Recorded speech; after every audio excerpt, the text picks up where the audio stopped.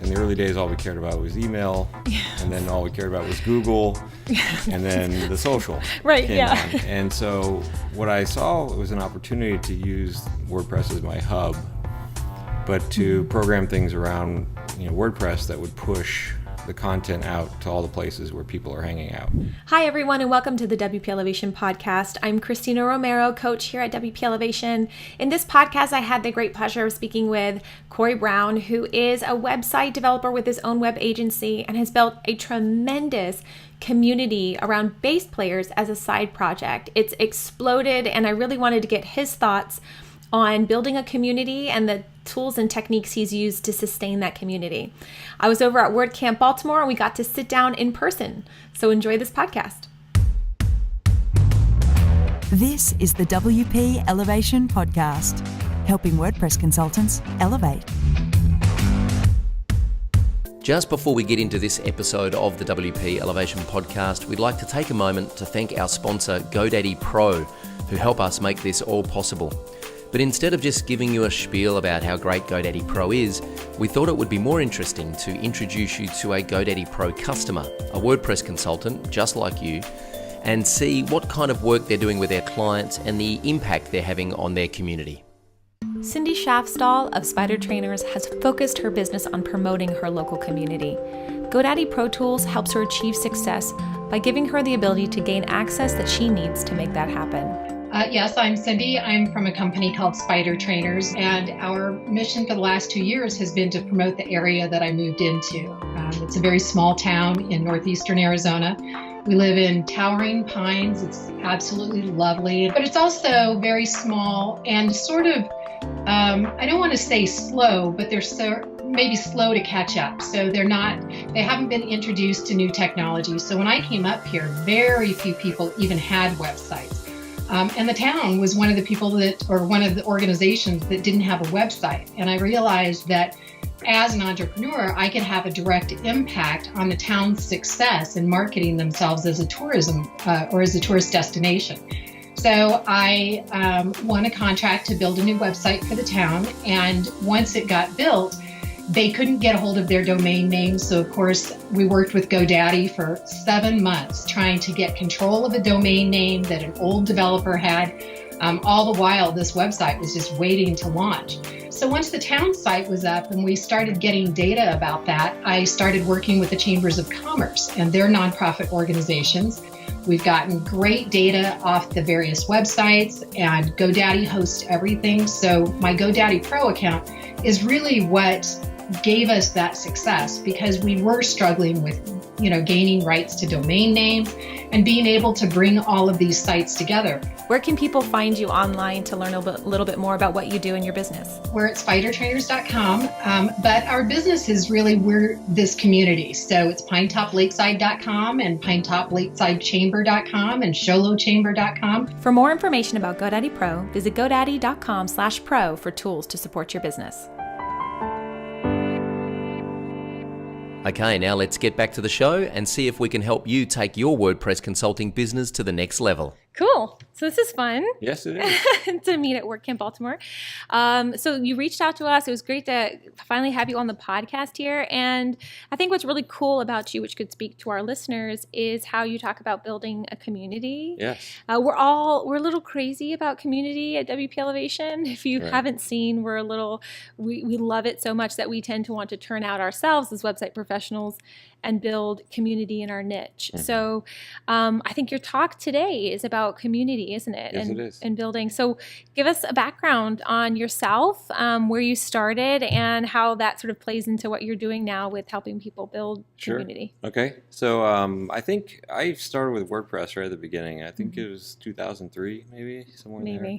And so like most people, I got it, tried, I'm going to blog, and I'm a terrible blogger, so, but I set it up. And I realized, in those days, it was good for that, but it wasn't good for much else. Mm-hmm. And as it matured, I think with version 2.9, when that came out and custom post types became a thing, I thought, wow, this is something I actually want to use. And I'm a bass player. I was a musician first. And so I decided, I've been talking for a long time about building an online magazine for bass players. And, before WordPress, it was like going to be very expensive to do what I wanted to do. And at that time I said, well, this can definitely handle it. But I didn't want to just have like a website and not connect out, because in the early days, all we cared about was email, and then all we cared about was Google, and then the social came on. And so what I saw was an opportunity to use WordPress as my hub, but to program things around WordPress that would push the content out to all the places where people are hanging out. And because I was just starting, I didn't know where those people were necessarily hanging out, so I kept everything really equal. You can follow us by subscribing to email newsletters. You can subscribe. You can follow us on Facebook, on Twitter. MySpace was actually a thing at the time. Is it still a thing?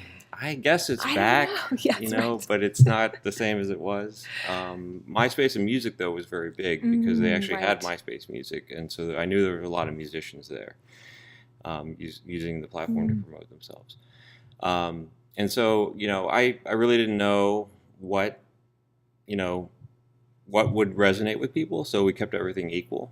Here's all the ways to connect with us. And, basically I was a Twitter guy at the time. I didn't like Facebook, and we had a Facebook page. We had a Twitter account, and I worked really, really hard to build our Twitter audience. And I guess maybe a month or two in, we had 400 Twitter followers. And I was, okay, this is cool. But I looked over at the Facebook page, which I had never touched. We had 2,500 Facebook fans. And so I said, okay, the audience has spoken. Email was less than Twitter. And I wasn't surprised by that because I feel like email fatigue, I had it, and I really didn't want to be pushing that as much, and getting not much response. So I reluctantly shifted all my focus to Facebook because that was clearly where people wanted to connect with us. And by the end of the first year, we had 10,000 Facebook fans, and it just kept growing and growing. Wow. And so, I commissioned a plugin to be built that would push our WordPress content to all these places the way I wanted it to be pushed. And that was really working well. Facebook pages in those days were gold. You could push your content out. It was showing up in the feed. And, we really built, a pretty large audience as a result of that.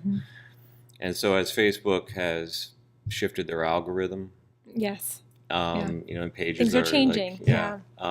We're actually promoting email a lot more now, but we're doing it in a very different way rather than subscribe to everything that we do. What I love about WordPress, and what I love about the email providers, we use MailChimp, is they have the RSS to email capability. And every category in a WordPress site, if you just add the word feed to the end of the category URL, you have the feed for that. And so we started to set up very segmented emails. So we have contributors who, ask Damien Erskine. It's a Q&A that happens every Wednesday. He fields the reader's question and answers it, and it's very popular. And so we said, well, he's got his own feed. We have the RSS to email. Let's set up, get Ask Damien in your inbox every Wednesday. Nice. But we did that across multiple categories. And this is relatively new to us, but we went from 40,000 emails delivered per month to 107,000 in a very short time. And it's growing every day. No longer on the free MailChimp account with that one. No. And what's really interesting about it is those segmented email lists are seeing like virtually no unsubscribes. Like our daily gets the volatility of people subscribe, and after 5 days of not reading it, they'll say, I can't deal with this anymore, and they unsubscribe. These segmented ones, it's rare to get an unsubscribe, and the open rate and the click rate are about 10 times what our daily is. So it's really high engagement. And people aren't inundated because they might get one email a week from us. But it works. Well, see, I like that how you said that. What I stood out was segmenting and targeting, being very intentional about who you're speaking to and what you're sending them. Would you say that was the biggest shift in probably how you grew the list? What are some ways, with WordPress or with email that you're able to segment them through opt-in when they opt initially, or post opt-in? What are some of the ways that you do that? Well, I think the best solution we've come up with so far is to actually put the subscribe box at the bottom of the article for that category. And so it's there's basically a rule. There's a list ID. We have built in our templates, kind of a lookup. This list ID goes with this category and that sort of thing. Nice. And so it just puts that email box very Do you prominently at the bottom. have different types of calls to action based on that category, or is this subscribe box basically the same? It just depends on which category they sort of opt in on? The language around it is different by category. That's nice. I like that. Yeah, That's really cool. Yeah. What sort of opt-in plugin do you use? We built it. Nice. Well, is it something that people can find out there? No, I don't really have any of that code open sourced. I guess, I don't mind sharing code. We have a lot of people nipping at our heels. Yeah, they want it. and all of our competitors, many of them weren't on WordPress, and now they are. Yeah, and they're like, hey. I don't want to give away too much secrets. Yes, I'm happy to talk about it. That's nice. But the basic function is really cool. The idea of getting people to opt in per category, and you kind of knowing where they were first interested, and then targeting and segmenting them that way to really get them engaged. Exactly. Do you find, you have big influencers, so you have some big names in the industry. How much do you think that lends to the community building and having those influencers? I mean, it's huge with social. We interview somebody and they share it. Yeah. And they're, we had started a podcast. We do it monthly. It's 34 episodes, so whatever that is, almost 3 years. Almost 3 years. A lot. Yeah. And our first guest was Robert Trujillo of Metallica. That will get people's attention. That definitely got attention. I think the share count was 50,000 after the first week, and so that certainly helps to if they're willing to share it with their audience, that really helps. Now, for us, we want bass players, and he has fans who aren't necessarily bass players, of course, because it's Metallica. But we don't care if a non-bass player comes. That's not who But because at least it gives you the traffic that you're going to pull out, or people are going to become more aware. Sure. And share that around. So we get people have a lot of questions like, where do I start? Like, how do I contact an influencer to bring them on board to what I'm doing? I think one thing that stands out to me is that you were so niche from the beginning. You were very specific about what you were doing, and sometimes being more specific and intentional kind of gets a better response from those influencers. But was it a network thing? Did you kind of know a guy who knew a guy, or did you cold outreach? How do you kind of reach out to those that's people? A great question. When we started, we really had to go with, I would say some of the lesser known bass players and kind of build, okay. Because, when you reach out to, say, band manager or, PR person for an artist, they want to know, is this worth it?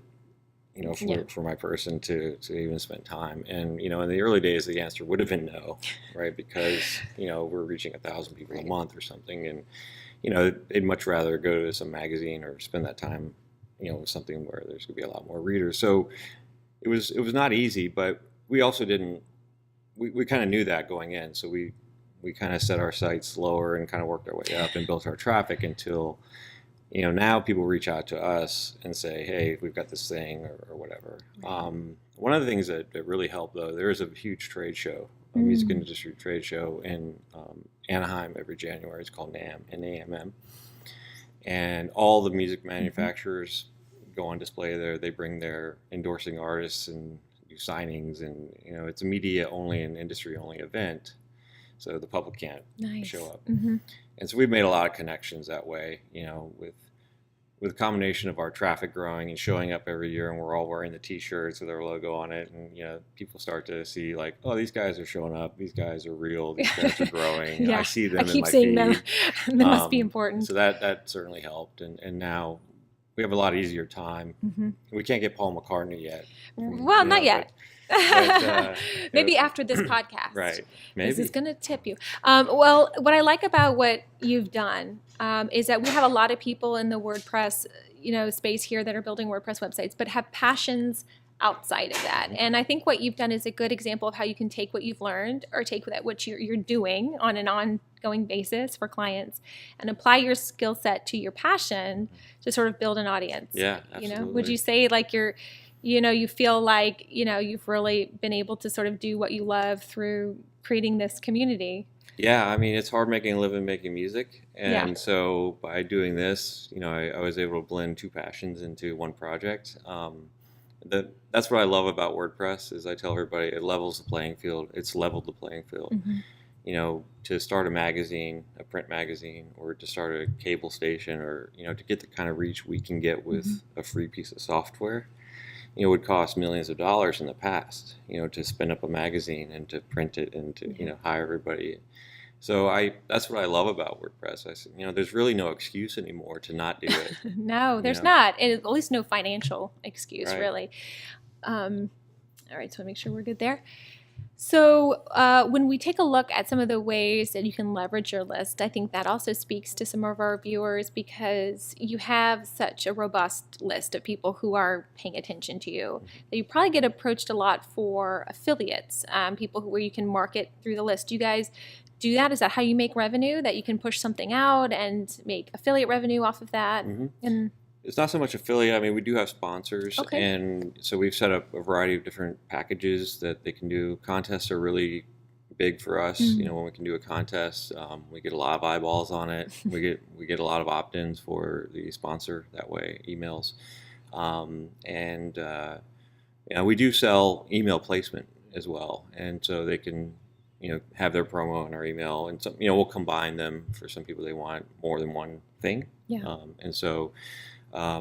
It's really just a paid, like a package. There's several packages you can choose from. And would you say that's the main source of revenue for the community that you've built when you bring in revenue off of, the time spent to build this robust community? Is it mostly through the advertising packages? It's really balanced. We have an online store, so we sell T-shirts and we sell, everybody loves a T-shirt. Especially musicians. Especially musicians. And what's great is, our best-selling T-shirt ever is the one with our logo on it. Hey, nice. So that's, I should have asked for one. Yeah, well, I'll get you one. Okay, good.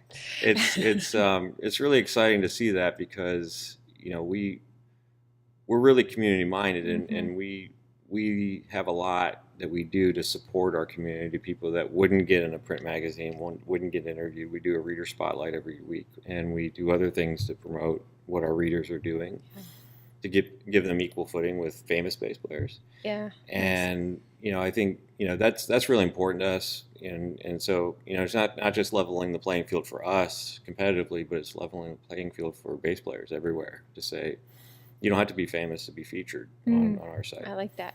And so I think, when we see like, wow, people are buying our T-shirts and our stickers, and they're buying mostly our logo versions of those, it's very exciting. It's a good because sign. right. They want to represent, the brand. So at the time of this podcast, we have almost 1,000 people in our private Facebook group for WP Elevation. You have quite a few people on social media that you have to kind of communicate with. I find it challenging even with that number. So what are some of the strategies in order of dealing with kind of monitoring conversation across the community? Do you guys have a private group, and is it how many people are in there, or even in the Facebook page monitoring comments? Is there a process to that? I read every comment. No way. I hope those advertisers pay you enough then. Well, this is a passion project for me. I look at everything to decide, our editorial strategy moving forward. And the only way to effectively do that in my mind is you look at the stats, but the stats don't tell you the whole picture. Yeah. You have to read the comments. That's really good. So I read the comments on Twitter, on Facebook, on the pages themselves, on the posts, to get the sentiment of what people are thinking about this sort of content. And it helps shape. We did start a Facebook group, I think, over the summer. And I think we're about 5,000 members now. And that's a very different beast. Yes. It's closed group, and we have pinned guidelines at the top, and we have questions you have to answer before we'll let you even look at letting you in. And what I did early on, I think I just shared. I have a lot of bass playing friends because of this, and on Facebook, And so I kind of primed the pump and said, hey, we're starting a group. Anybody want to join it? We don't auto add anybody. I can't stand that as a recipient of that gift. Never fun. Yeah. And so we asked people, if you want to join, go over here. And then once I think we had 800 at the end of the week. And I said, okay, let's come up with guidelines. I actually posted this to the group, and I asked people to comment on what they wanted, because a lot of people are in a lot of music-based groups, and they see a lot of the stuff you don't want to see. And so we basically put these guidelines up, and I can't believe how great this group is. I mean, they self-police, and we promoted a few people to moderator. I mean, I think we've had 2 things that were, pretty bad, like spam-wise. Yeah. But, I'd say that's a pretty good track record for something like this. Especially with that number of people. And I have to say, I can already get the sense of a kind of person you are. And I feel like those types of things are top down. So it sounds like you're really passionate about, what it is that you do. And I think that comes through, especially through community. Well, this has been so good, because I think you've given a lot of good advice for some of our viewers too, because, as a community ourselves in WP Elevation, we see the power of it, especially like you point out, a way of doing something that you love and being able to at least be compensated small, at least to continue to do it outside of your traditional website development business. And I think you're a really good example of that. Thanks. Where can people go online to learn more about you and more about some of the talks you've given on this particular subject? Sure, it's corey.brown.me, Corey. It's my excuse for a blog. Yes. I do promote, podcasts that I've been on and things of that nature, and WordCamps, and it's mostly about talks that I do and that sort of thing. And then coryweb.com is my consulting firm. Nice. And of course, notrouble.com is the magazine. Notrouble.com. I love it. I love it. So great. All right. Well, thanks again for joining me today, and have a great rest of your day at WordCamp Baltimore, and good luck with your talk. Well, thanks so much. We'll post the WordCamp link under this when they post that. Awesome. All right. Thanks. Thank you. I want to thank Corey Brown for sitting down with me in person at WordCamp Baltimore and having this chat about community. It's always great to meet people in person, and at WordCamp Baltimore, we had a great time. If you want to hear more about Corey, go to coryweb.com or see more about the community he built at notrouble.com. I hope you got a lot out of this podcast. Make sure to rate the podcast and share it with your friends, and tune back in for our next episode. Until then, go elevate.